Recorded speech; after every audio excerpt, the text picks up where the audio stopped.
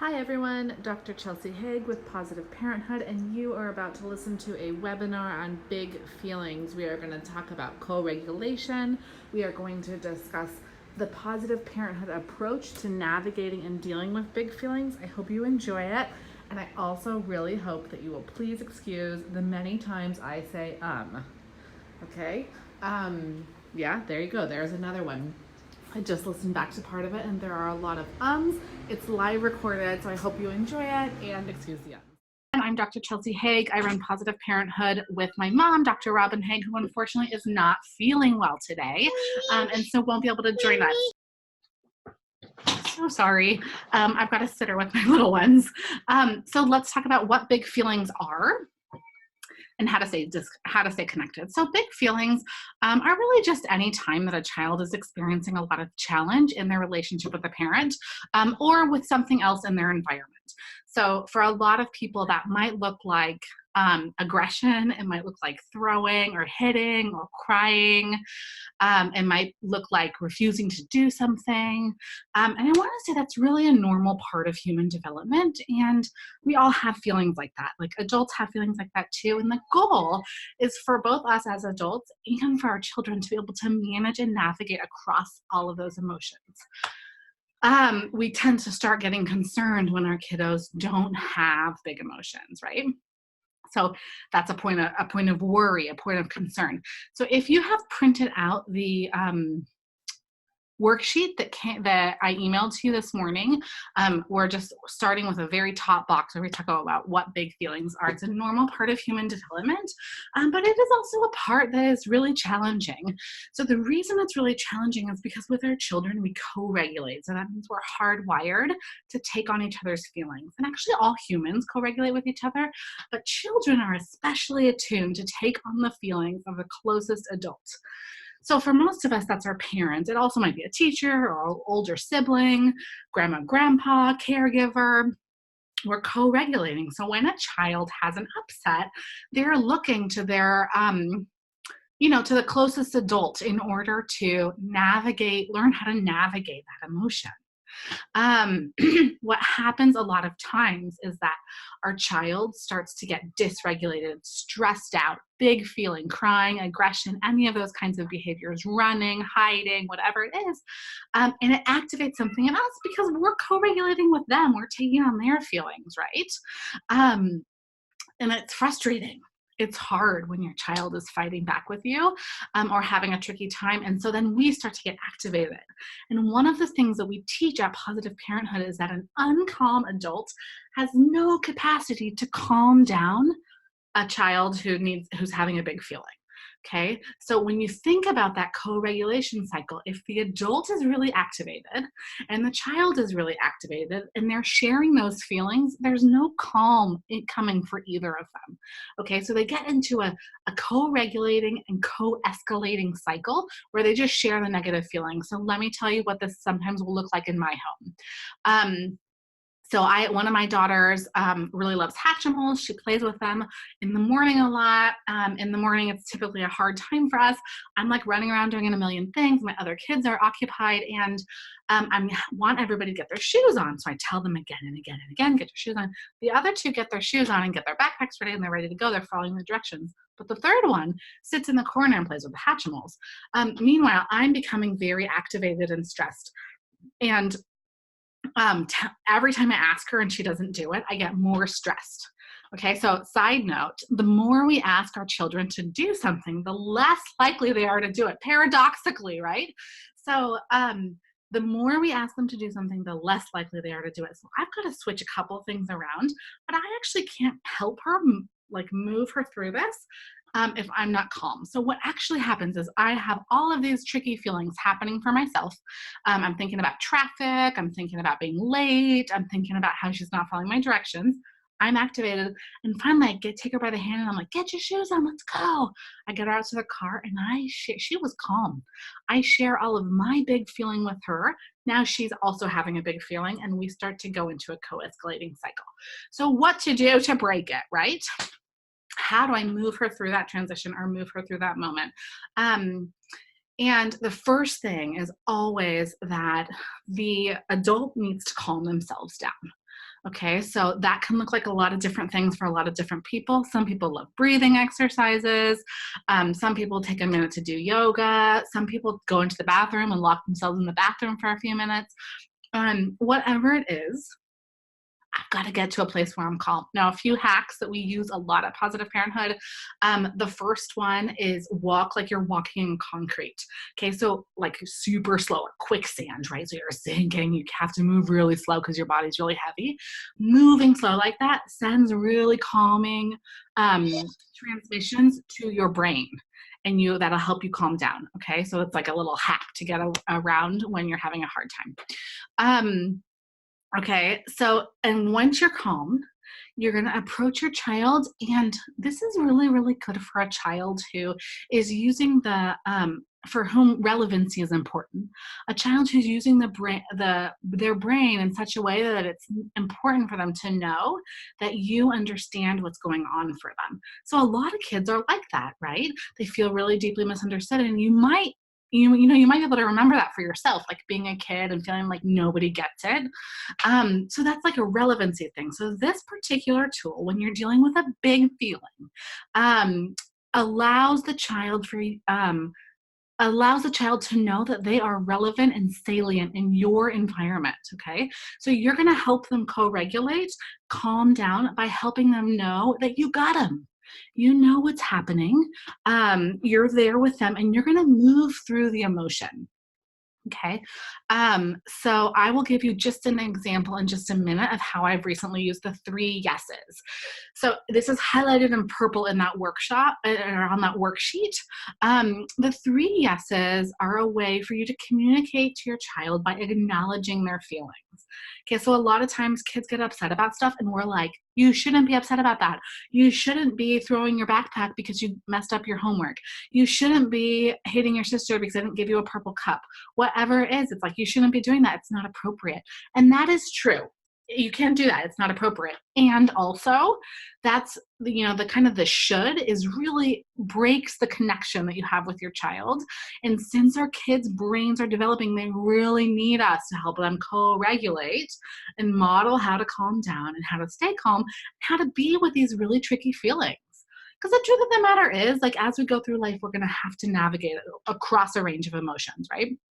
So the 3 S's offer you a structure for doing that, a structure for talking about big feelings, and it allows the child to feel felt, which supports increased cooperation. So we know from a lot of research that when a child feels felt, like we got them, we can feel it, their capacity to cooperate skyrockets. And that's what we want. We want your children, I want my children to be able to cooperate with me more of the time. Now, they're kids. They're not going to be able to cooperate all of the time because they're little. So let's talk about the 3 yeses. And I'm going to give you an example. We were just in Mexico. That's where my husband's family is from. And when we were in Mexico, my in-laws have these cups, and they're plastic cups, and they have a built-in straw. And there's 2 of these cups, okay? I got 3 little kids, and they were so coveted. So this one morning, the 2 children got the cups, and then the 3rd child didn't get the cup with the straw. And she was really upset about it. Okay. But the fact of the matter is there's only 2 of these cups. So she's crying, and I'm starting to feel like, oh gosh, my in-laws are judging me. My child is having a tantrum because she didn't get the cup with the straw. I'm starting to get really concerned. And so I'm starting to worry about this. And before I even deal with her, I just want you to notice that before I even intervene in this wailing child about the straw cup situation, I'm already putting my feelings onto her about how I feel about the situation. Okay, so I'm like, she shouldn't be upset about this cup. Everybody's probably judging me that she's upset, all of this stuff. Okay, so I'm going to cut that. And I took her onto my lap, so she's 4. But this is also a tool that works with teenagers. And I'm going to just ask her 3 questions to which she can answer yes from her perspective. Okay, so in the scenario, I would be asking questions like, you really want that cup, huh? Okay, so she can say yes. Okay, you're kind of frustrated that your sister has both of those cups. Your sisters have both of those cups. Yeah. Okay, so she's gonna say yes, yes. And then maybe it's really hard to wait, isn't it? Okay. So you can come up with a string of questions, right? But what you're really trying to do is just ask 3 questions to which they can answer yes. Now, this is not going to fix the big feeling. This is going to help them navigate the big feeling. Okay. So that's what we want because we are going to have big feelings. I just was in a work situation today where there was big feelings. And what we want is for the children to be able to navigate the big feeling. So it didn't fix the fact that she didn't have the straw cup. But it did give her the capacity to sit on my lap with me and feel felt and wait for the cup. Okay, so she stopped having these big, giant tears. She stopped, she was hitting her sister, so she stopped hitting her sister. I was the thing that was most salient in her environment. I held her really close and I gave her the 3 questions. She responded yes. That enabled her to wait. Okay, so that's kind of what we're doing with the 3 yeses. We're trying to really help our children express, give words to their emotions so that they can deal with them. Okay, so that they can process them and so that they can do that processing inside of the relationship. So, positive parenthood is all about how to use the relationship, build the relationship with your child, and then use that relationship in order to really get your child to cooperate more of the time with you. So, it's not going to work all the time. It doesn't work all the time for adults. Let's talk about what the 3 yeses might look like, sort of like in a teen kind of situation. Okay. So, if you guys want to just drop in the comments or in the chat how old your kids are, that would be super helpful. So if you think about a teenager, we just had a family in our teen class where they had gone on a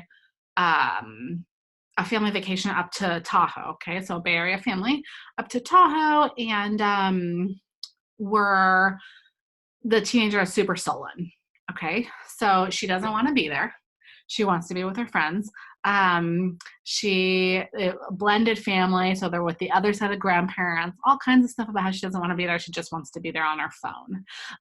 Great. So we've got 7, 5, 10, and 12 on the call, and then Liza, I know you're listening with 8 and 9. So she really doesn't want to be there, and the parents were really angry that she was acting this way because the grandparents had paid for this trip, and now we have this really sullen teenager who's making it hard for everybody to have a fun time because she's radiating out this negative energy about not wanting to be there and mad about her phone, and mom wants to disconnect the internet, so she has to come hang out, and she's just really angry. So instead of getting mad at her, so most of us, what we want to do in this kind of situation is say, like, this is not appropriate behavior. You have to stop right now. Let's move through. Okay, so we're going to drop the shoulds because she's not enjoying herself. She's not behaving the way we want her to. So we're going to accept that at face value, and then we're just going to come up with 3 questions to help her feel felt. So those questions might be something like, you really wish your friends were here. You're counting the days till we go home. And it might be hard to do this. So this is the thing about calming ourselves down, right? And like having the structure for ourselves so that we can then move into this relationship, because it's not easy to move into your teenager's perspective, especially if you feel like they should be doing something else. Okay, so it feels boring to play board games. Like you really don't want to go skiing with us tomorrow, whatever it is, so that they can answer from their perspective, yes, yes, and yes. So thinking about the 3 yeses and big feelings, I really want you to think about this tool as a tool to increase regulation for your child. So that means that through using the tool, you're not trying to solve the problem that caused the big feeling. You're just trying to stay connected through the feeling so that the child learns, A, how to navigate the feeling, and B, that the child is worthy of your connection regardless of how they're feeling. So one of the things we know from so much research and also so much work with children and families is that oftentimes when we break the connection, what happens is that the child learns that they're not worthy of your attention and your connection unless they're being good. Okay. So this is not good, right? Because we want them to feel like, you know, I'm here, I've got you, and I am going to be present with you through this emotion. Like, you still deserve me.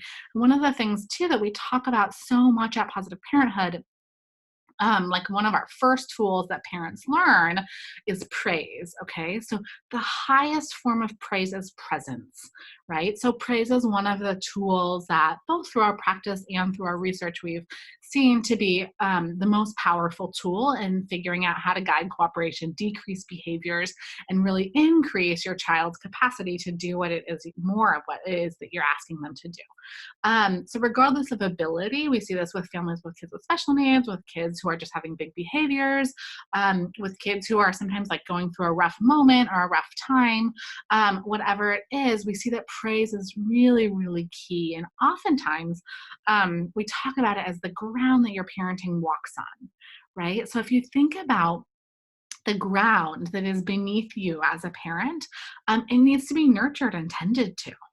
And the way to do that is with praise.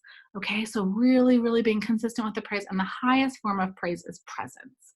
Okay, so that's really being present with and noticing what's going on with your child, and just noticing, affirming, being there.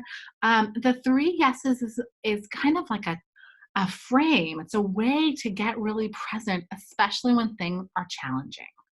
And so I really want to encourage you to do that. And something that I find to be really, really useful is for you to practice by thinking about the last time that your child or your teen was really frustrated, angry, mad, upset, sullen about something. So maybe that was just this afternoon. Take a second and think about what that moment was.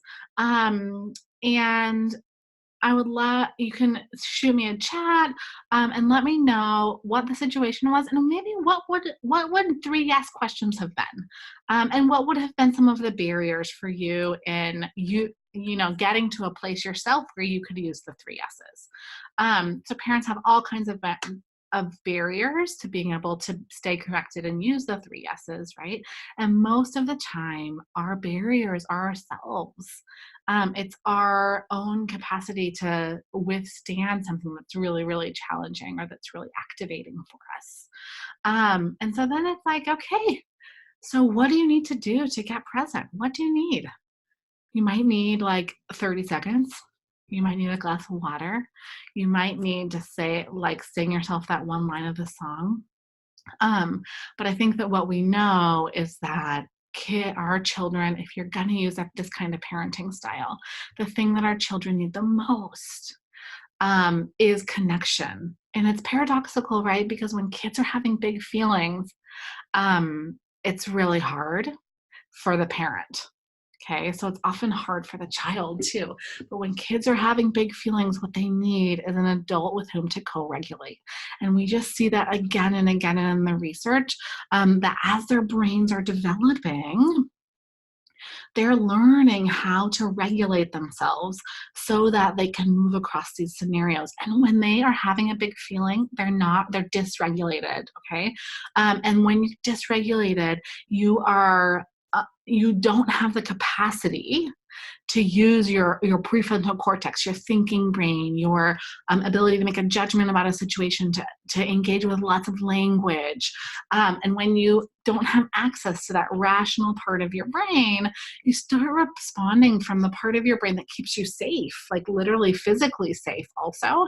And that's when you get these kinds of big stress behaviors.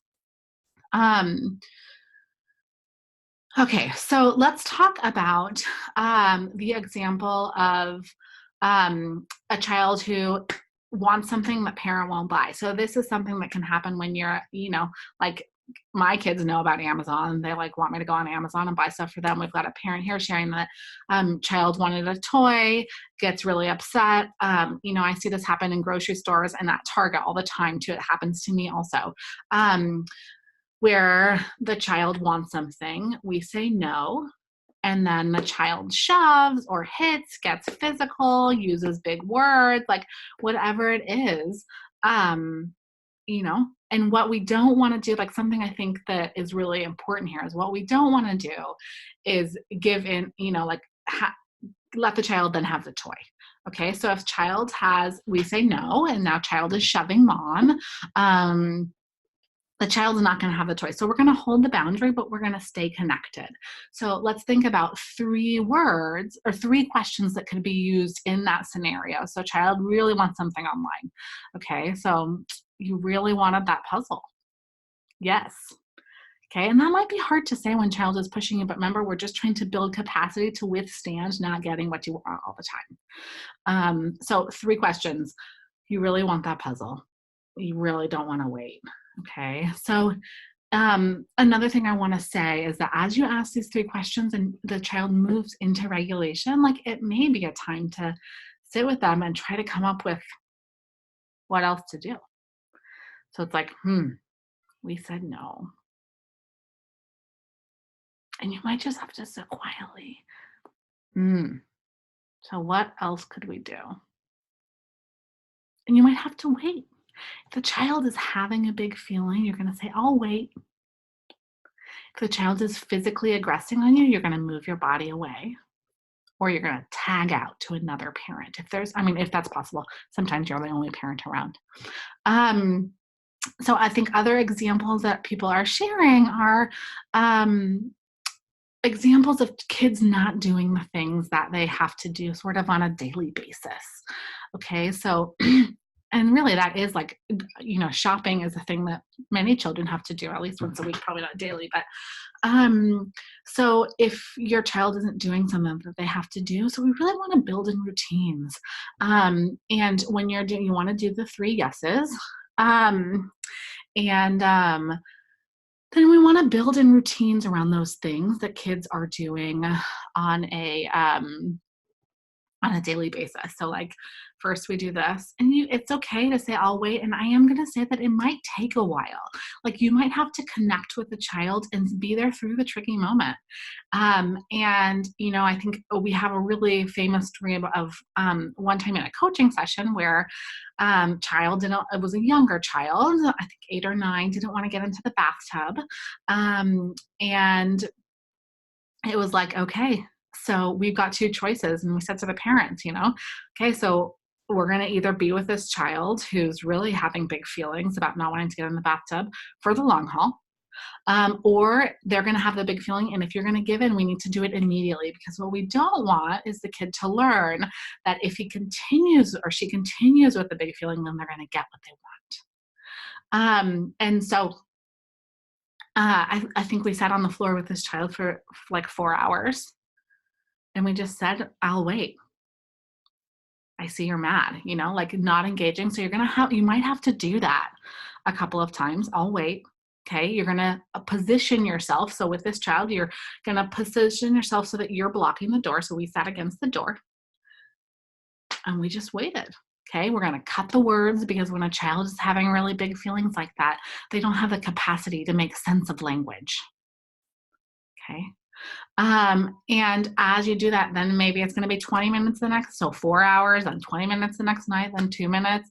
And it's going to get shorter and shorter, but you have to really firmly stay connected and hold the boundary. Yeah, so I think when a child is having a big feeling like that, regardless sort of the situation that you are in, we want to really reinforce what the child is doing that is correct. Okay, so like what is it that's right? And you have to work really hard to do this when a child is having a big feeling, because they're often doing things that are destructive, hitting somebody else, breaking things, stuff that they're not allowed to do. So that's where this thing about presence comes in, right? And we noticing before, we're trying to catch it before, like we're trying to catch the child starting the correct behavior before they move into the destructive behavior. So if that's like child is throwing a fit about wanting to put their shoes on, taking one step towards the shoe, basket or towards where they need to go to put the shoes on, then we're going to praise that one step. And we're going to do it so neutrally with a smile on our face, even though we're really activated. I see you're coming over to do this. Okay. I will say that I think that when you're using this kind of parenting style, planned ignoring is a technique that we have people use if a child is moving into aggression and you've missed it. Because of course we're going to miss things sometimes, right? So sometimes a child is going to move into aggression or move into pushing or swearing or whatever it is. But planned ignoring is something that you are using only 2% of the time. So this is the thing about the ground your parenting stands on. And oftentimes I tell people that we don't want to start with the trickiest moment. So we're not going to start with like the shower or getting into the bath or the shower if that's a really hard place. And we're not going to start with negotiating what toy you get to pick off of Amazon or what you get at Target if that's a really tricky spot. We're going to try to nourish the other ground, so that you really reinforce the relationship that you have with the child, so that when that situation comes up again in the future, you have nourished this enough that you can catch it before it gets that tricky again. Okay, so it's a big shift in thinking about how we are parenting. I know for me, when I started doing this way of parenting, I had to make some big mental shifts in my mind about the kind of parent that I am and how I respond to situations. So if we're just constantly reacting and reactive, react to the stuff that our kids are doing, it's hard. And stopping doing that it can be a challenge. So when you let go of some of these tools, like taking away privileges or time out, or now you can't have ice cream, or like whatever it is that is in your family, sort of the go-to. For me, it was taking privileges away. It can feel like, what am I supposed to do now? This child is like, doing whatever they're doing and I don't have any tools. And we're really trying to shift the language. So one thing that we want to do is we want to tell a child in that situation what they are supposed to do. So this is another thing I think that can be really hard to do. And it seems so simple, but it takes a lot of practice to make a shift in your language. So we want to give the child the pro-social behavior. So what that means is that we want to tell the child, because remember, when they're shoving or pushing or refusing, they do not have access to their prefrontal cortex, or they have very diminished access to their prefrontal cortex. And so we want to reduce the number of words. Okay, so it's not a time during the shoving to talk about why you don't shove. It's not a time to do this kind of like moralizing where we want to teach a lesson, because they're not going to get it. It's a time to just give the pro-social behavior and to stay connected. So it might be like hands on my own body is what I would say if a child was hurting, like hitting a sister or hitting a parent, hands on their own body. Okay, so now there's no question where hands go in our pockets. If a child is like I have a sort of persistent situation where one of my kids gets frustrated at dinner and then will want to throw things. So there's two things that I'm going to do in that situation. I'm going to remove the stuff that she could throw, one, and then I'm going to tell her plates stay on the table. And if I'm only going to say it once. Because remember, like the more times you tell a child what to do, the less likely they are to do it. So I'm going to say it once. The second time, I'm going to help her do it. So that's either going to be, but remember, I'm only doing this if I'm like perfectly regulated, happy, calm myself. So that may be moving the plate away from her. It may be, if she's aggressing on me, it may be moving my body away from her. So you're going to give them the pro-social behavior. So a lot of times, I think many of us, is what I was saying about language, will tell kids what not to do. Don't throw your plate. Don't hit your sister. Stop hitting mom. We give the sort of negative direction because that's how our minds work. There's like a negative stimuli, right? And that's the most salient thing. And so that's what we respond to.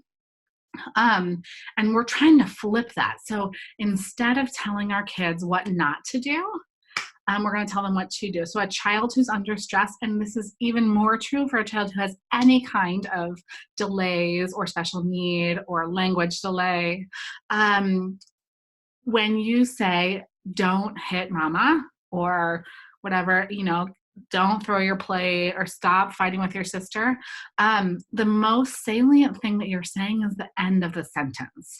Okay. So they're going to catch, because they're under stress, remember? So they're going to catch the last part of your sentence. And so what they're hearing then is, hit your sister. Don't hit your sister. They hear to hit your sister. Stop pushing mama. And they're hearing pushing mama. Okay. So we want them to hear, since we know they're under stress, we want them to hear the positive direction of what they're supposed to do. So the thing that we want them to do. So it kind of can take a minute, right, to sort of figure out what those things are and start really shifting your language. But like one we use a lot in our family is hands on our own body or hands in our pockets. Okay, so hands in our own body, but if that's not enough for your child, then it might need to be hands in your pockets, like a place where they are going. And we really want to try to stay connected. So then when that situation calms down, we're going to let it go. Okay, so if you're anything like me, I have a tendency to want to help my child learn from some of these scenarios. When you're shifting your parenting style, it's just like not the time, because we want them to learn from the positive situations. So we want them to do more of the stuff they're doing right and less of the stuff they're doing wrong. Okay, so we're going to let it go, and then we're going to spend the rest of the day really nurturing, reinforcing, focusing on the things that are going right. And sometimes we say like praise the shards, and what we mean by that is you're just looking for like the very first little itty bitty piece that is going to really notice and reinforce what's happening that's correct. Okay, so that is useful, that is going well, that is easy. That's what you're really wanting to focus on. So, like my kids have a really hard time waiting. Okay, I think most kids have a hard time waiting. And if we're like waiting, like the other day we were at the doctor's office, there's a line to get in the card so we could register. My kids are getting real antsy. I want to catch them before they start to get antsy and whiny, and just say like, I noticed you're really waiting. Wow, you're doing a great job of waiting. Now for older kids and for some younger kids, that kind of noticing needs to be sort of soft and quiet. And other kids, you like really, you're doing an amazing job. So you have to sort of modulate yourself to your child to know that kind of noticing. But sometimes it's just like being a sportscaster and like narrating what's happening. I also want to say that this style of parenting is it's so much more intensive than probably what most of us were raised with and what most of us are doing right now or see around us. Okay, so I also want to say that, a lot of people do what we call good enough parenting. Not what we call, that's like a style of parenting. And good enough parenting is the idea that no matter what you do, your kid's probably going to be okay. They're going to grow up. It's going to be good enough, right? And so sometimes you're connected, or like sometimes it might not work, or it might be really frustrating, but it's good enough. And for a lot of families, that works. Okay. But it doesn't work for every single family. So it doesn't work like if you have a really spirited child or a child who has, just like part of their personality that they might need more. You might have a child that has some language delay and they might need more support. You might be like me, I have 3 kids really close in age. And it may be that if I had them more spaced out or separately, good enough parenting might have worked. So I'm not going to judge the fact that good enough parenting didn't work for me.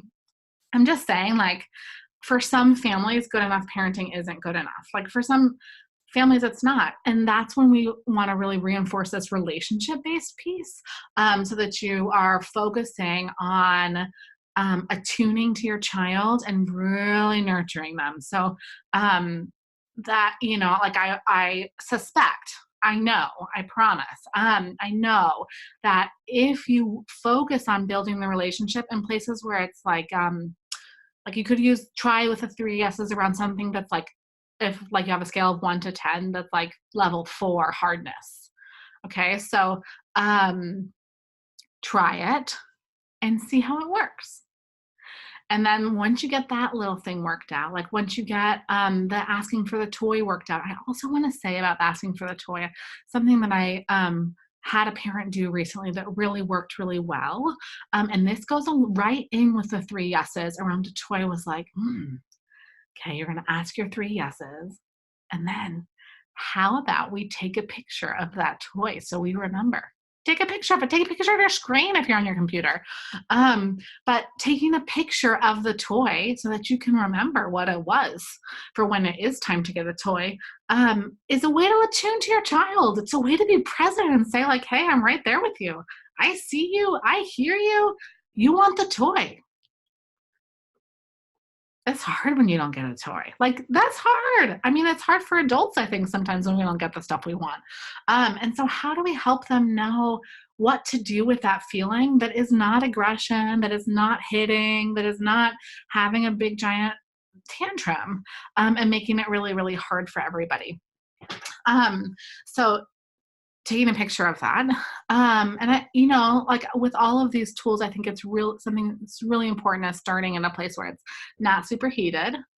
Okay. And building that up. So if there is a particular moment like bathroom or homework or whatever it is where you're consistently experiencing challenge, try it.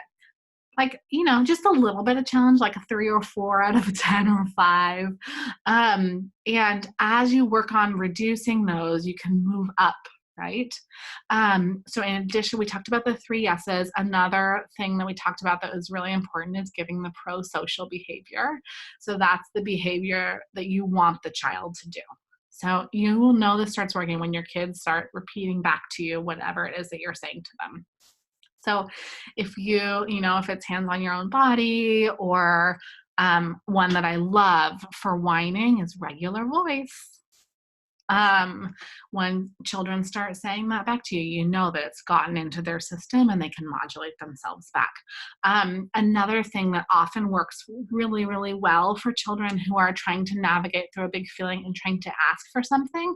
So a child who's maybe having a big feeling, who's asking for water at dinner, for example, and they say it, just in a way that is not appropriate and to which you don't want to respond as a parent because you don't want to reinforce that sort of tone.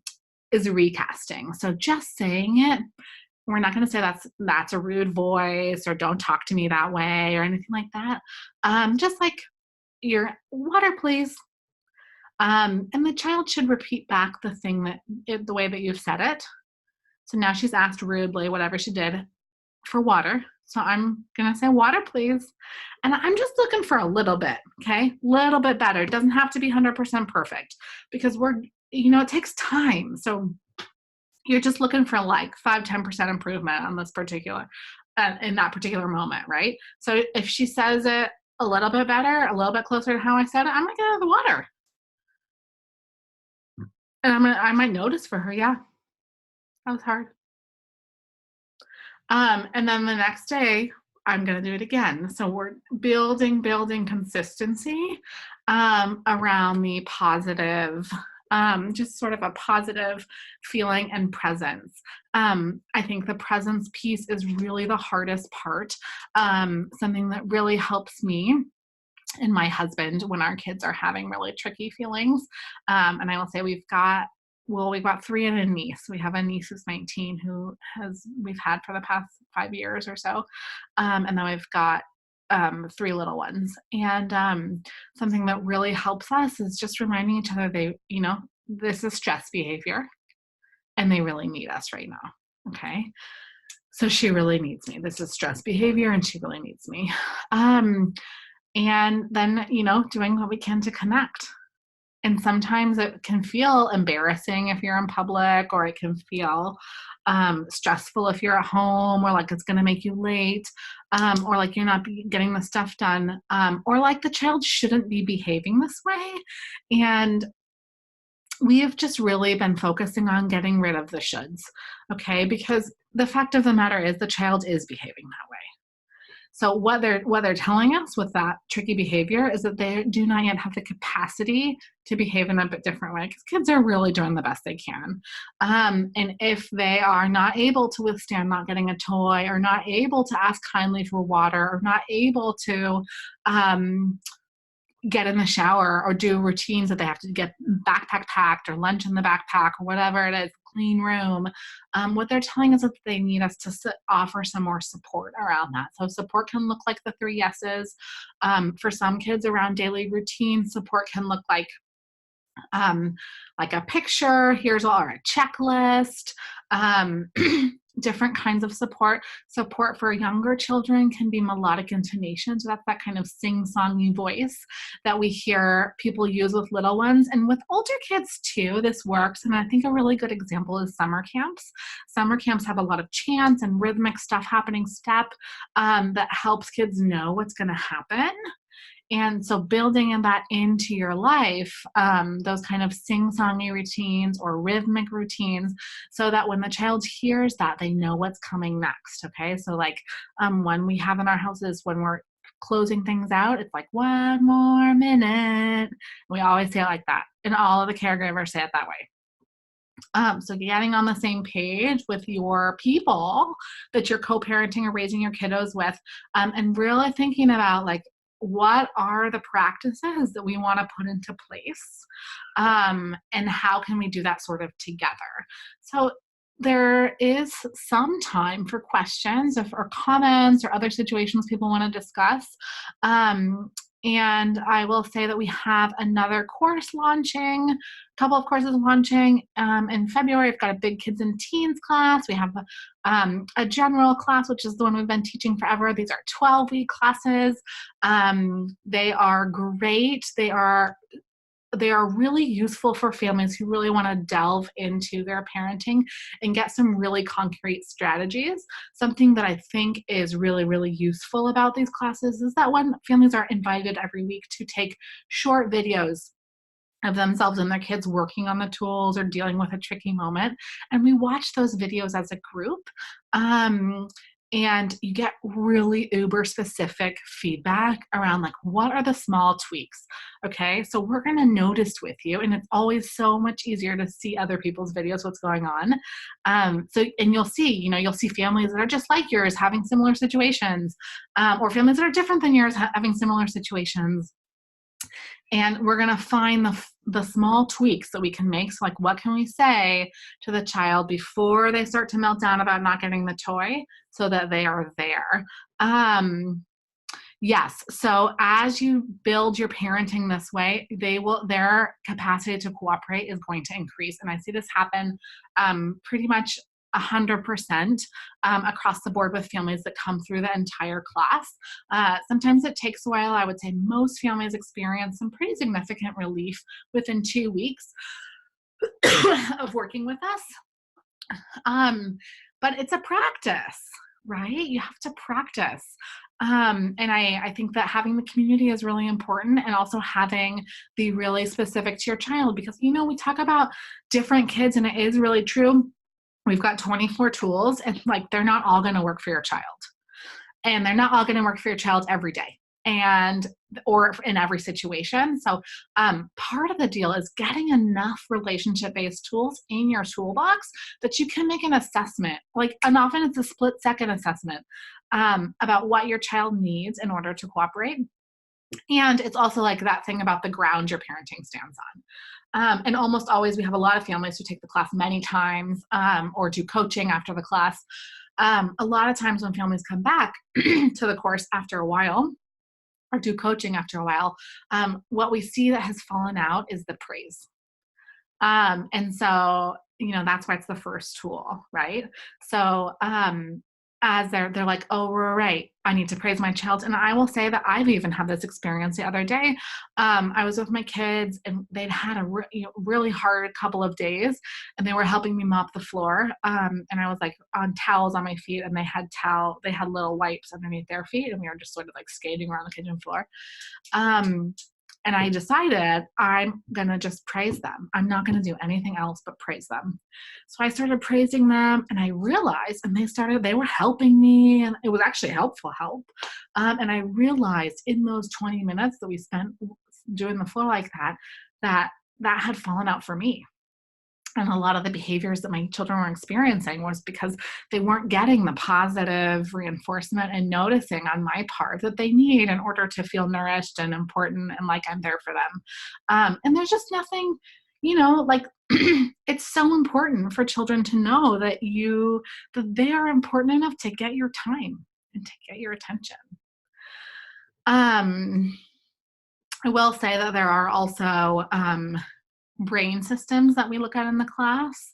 So we look at different brain systems in order to sort of identify what your child is going to respond most to. So some kids are really, really responsive to sensory kind of stuff and they need sensory sort of support. Some kids are like really dysregulated. Some kids do really well if they feel relevant to their parent. And it depends some kids are like executive functioning kids and they need to know the sort of like the order of operation. So it depends where your child is, like what system they tend to the most. And it also depends, like all kids move across the system. So it depends where they are. So we really work on trying to identify what's happening for the child and what they need in order to cooperate. That's a great question about praise. Let's just talk really briefly about praise.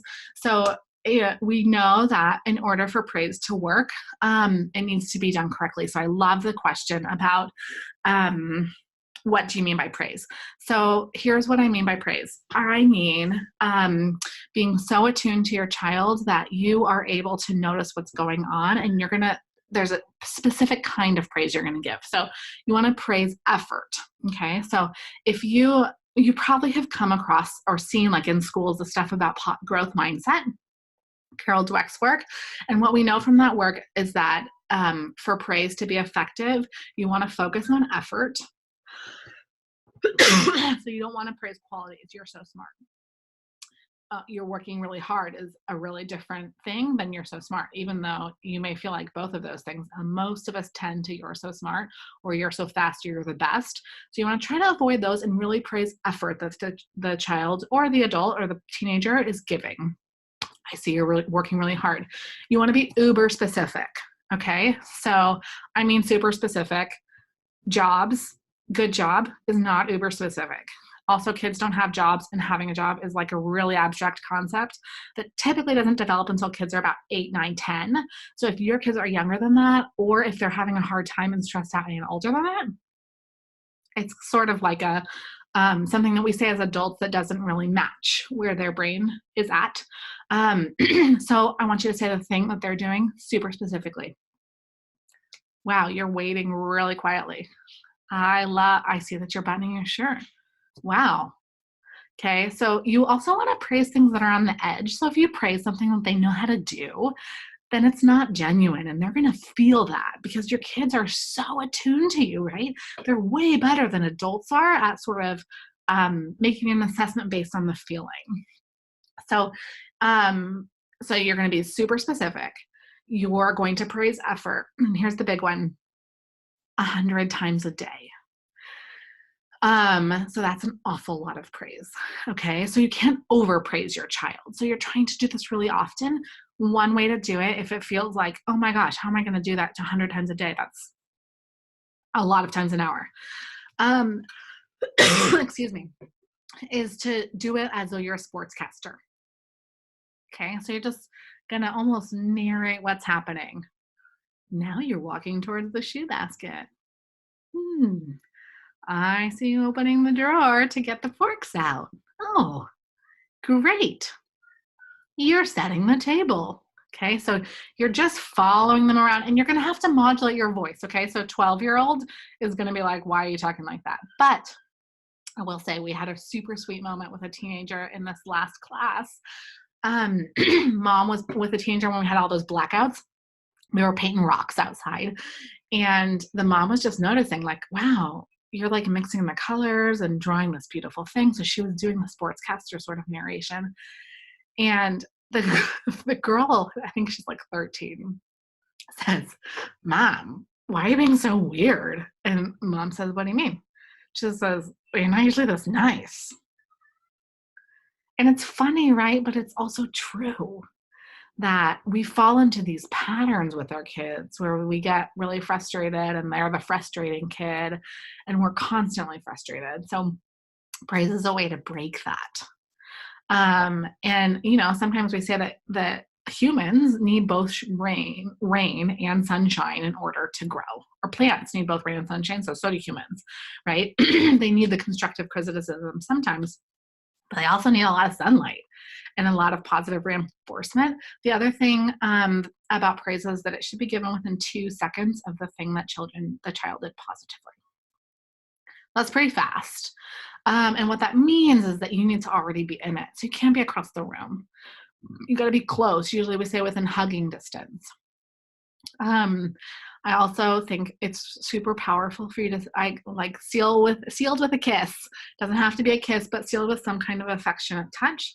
And your child, or you can experiment and see what works best for your child. For some kids, it's a high five. For some kids, it's a hug.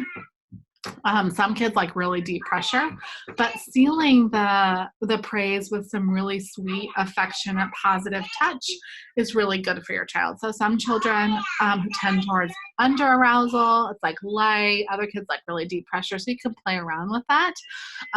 But praising effort 100 times a day. Making sure that it's immediate, which means you're in hugging distance and it's like within 2 seconds. Okay, you can praise anything and you can always start just by praising the shards. I would encourage you to take like a determined amount of time, like an afternoon or a day if you like are that brave.